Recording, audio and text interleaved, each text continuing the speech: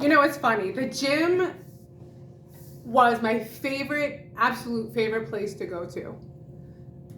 I mean, no matter what, I couldn't wait to go home, change into my favorite outfit. And that's right. I spent a lot of my money on pants, all kinds of, they call them leggings, all kinds of gym leggings. I have enough to last me, I think, a month. I mean, I have a pair for every day. And I couldn't wait to go home, pick out an outfit, get my hair up, check myself out, and go to the gym. And pick what area of the body I was gonna work out. Because to go to the gym is really nice and very convenient. Because rather than being at home and having just free weights, which is actually more work, you have these beautiful machines where you can pull down, pull back. Amazing. I mean, leg press, leg extension. So many different machines to accommodate your need for working out versus working out at home takes more work, takes more creativity. Because now you don't have a gym like the gym that you go to. Now maybe the most you have is a squat rack. Where am I going with this? I want to talk about how gyms have changed and how I have changed since no longer going to a gym. Although I will say that most of my identity was in fact connected to going to the gym. The people I saw at the gym, the way I worked out in the gym, this kind of persona I had at the gym, the friends I would make at the gym. And then just like that, it was over. Not once, but twice. And if you don't know why, I'm going to tell you why it ended. You know, I got caught into the addiction. Like many people are in, there's a portion of human beings who are addicted to doing videos at the gym. And I would do wrestling videos at the gym. Why? Because people asked for it and people were coming to see it. So it fed the beast. It fed the beast. I am the beast, the ego beast that had to be fed. So I would go to the gym and I loved working out, but now I had something else to do besides work out. I had to seek out someone who would wrestle with me, and not just wrestle with me, but get it on video and also be okay with uploading it to YouTube. Now, it started off with arm wrestling. Arm wrestling, not that bad. You can get away with it. Then it led to having girls on my shoulders. That started to get a little bit tricky, a little bit dangerous, and it got back to the owner of the gym. I was giving a warning. Did I listen to the warning? No. I'm a rebel. So I rebelled, and I still thought I could get away with doing my videos because I had to feed the beast. I am the beast. And I would do wrestling videos, arm wrestling videos, carrying girls on my shoulder while lifting weights, and I was a liability. I'm telling you the truth. So now this was digging into my time at the gym, my time on the treadmill, my time doing squats, my time working arms, because I was almost just as addicted to the high of working out as I was to the high of getting attention from doing wrestling videos. Wrestling, arm wrestling, lift and carry, because that's the niche that I fell into. And it's really a terrible thing when us as human beings become addicted to this thing called attention. So there was a day where I did a wonderful video. 146,000 people tuned in, and that was the day I received a text from the owner of the gym, and he said, "My final complaint, I watched the videos that are attached to the ceiling. I see you, you're done, your membership is revoked." So now my identity and my addiction to the gym was now broken. And I said, oh my God, was it even worth it? I knew that at some point this might happen. I kept pushing the limits, pushing the limits. Do you ever push the limits? Do you ever see how far you can take things? Well, I took it too far. Even though I had permission with the girl to wrestle, even though I thought everybody in the gym was okay with it, they weren't okay. And I was revoked from the gym that day. I'm kind of going all over the place because I'm trying to talk about how gyms are different these days. And I'm actually part of the problem, but not fully part of the problem. But I was part of the problem. One is people recording all the time. That's annoying. You just want to work out. You don't want to be in the back of someone's video. No one wanted to be bothered by me constantly persuading them to be in a video for $20, $30, or whatever incentive I gave them to be in a video. And as you can see, I'm the kind of person who will try to cajole you and persuade you into doing something that I want you to do. It's the salesmanship that I naturally have in my personality. I'm a good salesperson. I can sell myself to you, okay? So that's what I did.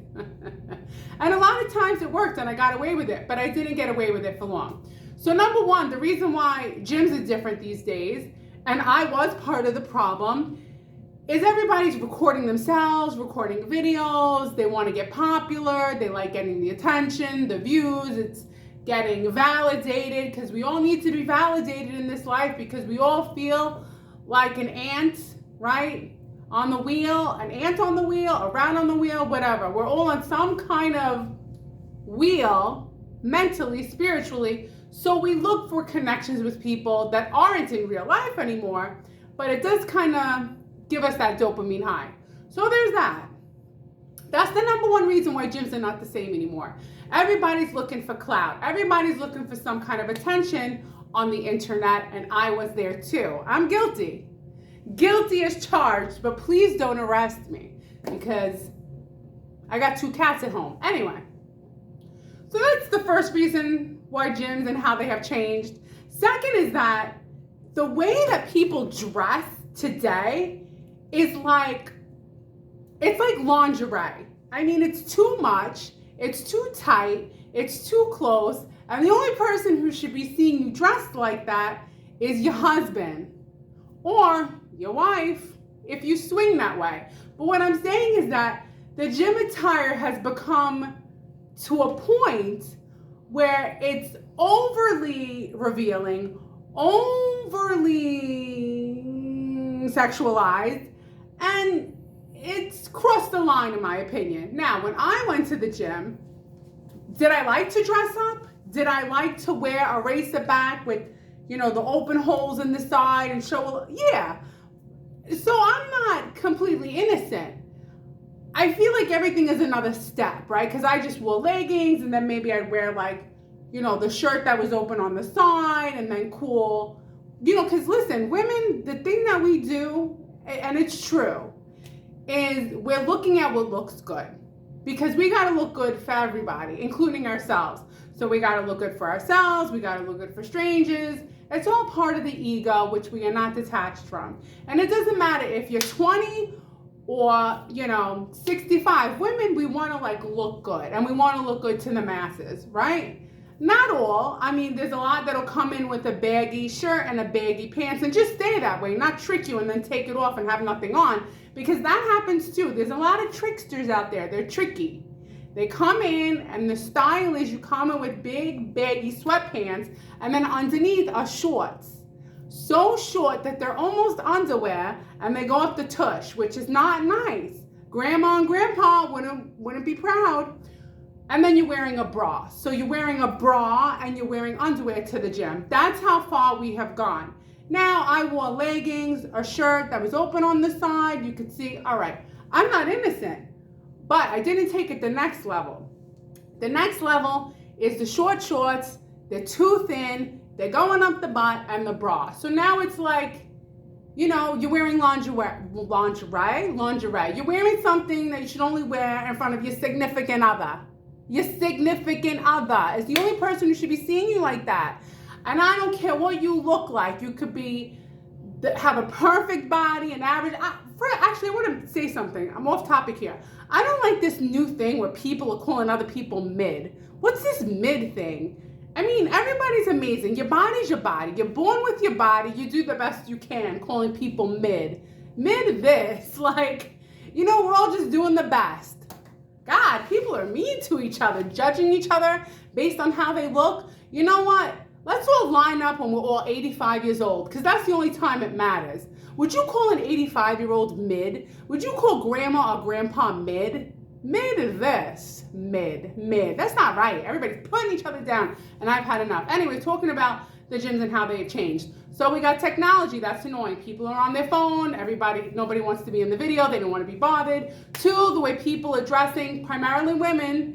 I see some men getting into it too. I mean, we're showing too much. We're just there to work out. 3, I think that the whole gym culture of like killing yourself is too much. We need to just get in and maintain and not worry about gain and not worry about putting toxins into our body that are actually worse than the good result it's supposed to give us. So just to look a little better, you're gonna have what? Liver cancer? You're gonna die young? Is it worth it? No, it makes no sense.